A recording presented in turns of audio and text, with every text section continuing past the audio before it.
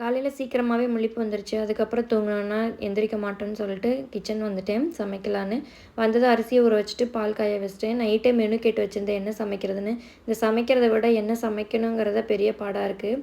பாசிப்பயிறு குழம்பு, carrot beans பொரியலும் சொன்னாங்க. பாசிப்பயிறு குழம்புக்கு பாசிப்பயிரை வேக வச்சுட்டு இட்லி தோசை மாவு தீந்துருந்துச்சு.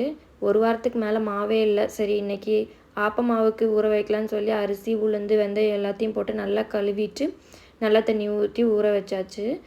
அதுக்கப்புறமா அரிசியும் நல்லா ஊறிருந்துச்சு. அதையும் கழுவிட்டு சாப்பாட்டுக்கு அரிசியை போட்டு விட்டுட்டு பாசிப்பயிறு குழம்புக்கு பாசிப்பயிரையும் தாளித்து விட்டுட்டேன்.